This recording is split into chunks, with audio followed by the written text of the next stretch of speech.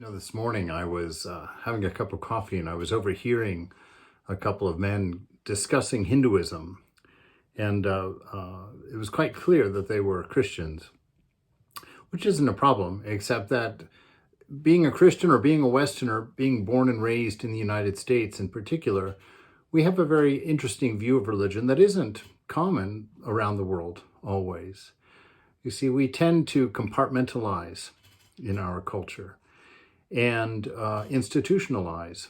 And so religion is institutional. It's a separate and definable little compartmentalized thing that we can talk about as a unity. Because it's institutionalized, there's a standardized way of thinking about it, a way of describing it. Hinduism doesn't at all fall into that category. Hinduism, being one of the world's oldest practiced religions, has a very different worldview. Within Hinduism, there's no idea of secular. Life is spiritual. Living life is spiritual practice, and religion is a very individual thing. It was never institutionalized. It was always practiced at home by the individuals and the family gurus. And sometimes someone would be enlightened or come to a higher understanding, and people would go to them to be taught and to grow their own spiritual life. There was never really a board or a defined system. Well, there is definitely a defined system, but there was nobody who was there to say you're a Hindu and you're not a Hindu. There weren't those kinds of lines. There are many, many different structures within Hinduism, many practices, and as everybody knows, there's many faces of God, many deities. Although Hinduism itself is not a polytheistic religion, there is a single God, Brahman, that, which is unchanging and absolute. And all of the different deities and are just merely faces of this singular deity, this single God, which they call one without a second. Actually, they call that, because there can be no limitation whatsoever on that. And I wanted to read this interesting article about the origin of the word Hindu. I'm only going to read a few sentences, so don't worry. It says the word Hindu originates from the Sanskrit word for river, Sindhu. The Indus River, running through the northwest India into Pakistan, received its name from the Sanskrit term Sindhu. The Persians designated the land around the Indus River as Hindu, a mispronunciation of a Sanskrit Sindhu. So Hindu was the name of a region around the Indus River that was called Hinduism. Now, later in 712 AD, so a very long time ago, the Muslims invaded the Indus Valley, and to distinguish themselves, they called all non-Muslims Hindus. And the name of the land became, by default, the name of the people and their religion. So basically, Hindu was not a term for a particular religion.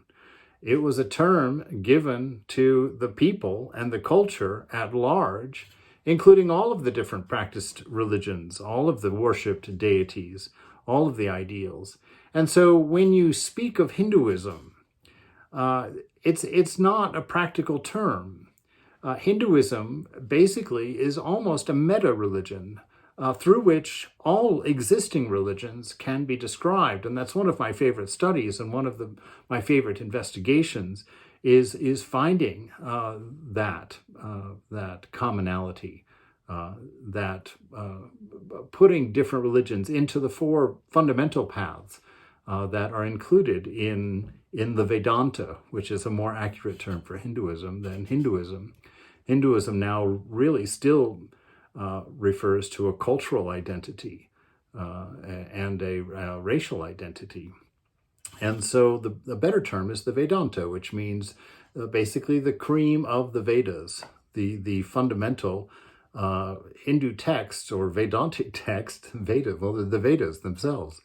And they basically line out lots of the experiments, lots of hymns, lots of practices, lots of philosophies, lots of stories, and they've been kind of boiled over the centuries and kind of have risen to the top. The cream has risen to the top and become what we know as the Upanishads, these kind of summaries, these deep gleanings from the Vedas themselves. And those Upanishads are what we know as the Vedanta, or the end of, the culmination of the Vedas. And so within that, as you may know, are the four fundamental paths. The path of devotion, which includes Christianity. Then you've got the path of action, karma yoga, which, is to really take everything that you're doing in the moment, do it for its own sake, with no idea of a reward or a result of it, and offer it directly to the beloved in the moment, bringing you into the moment and helping you to understand that really everything that we do is an offering to the divine. And then there's the path of Raja Yoga. Raja Yoga is that mind control, meditation, the path of meditation.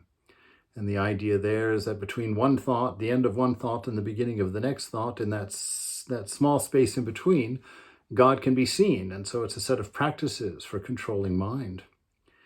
And then we have the path of jnana, the path of knowledge. And the path of knowledge is interested in who you are. And so you go and try and follow a set of practices and tools for answering that question. What am I? When my mind and or anybody else is not telling me what I am, what am I before thought? What am I before I get defined by the mind? And that's the path of jnana. And so those four fundamental paths each of them could be practiced as a separate religion. And certainly here in the West, we would definitely name them at least 4 different religions. But actually aspects of all of those 4 paths can identify all of the world's religious practices at this point. And so when we talk about Hinduism, that's a cultural aspect. When we talk about Vedanta, that's the spiritual, philosophical aspect. And it's all inclusive. Really and truly, everybody could be called a Vedantist.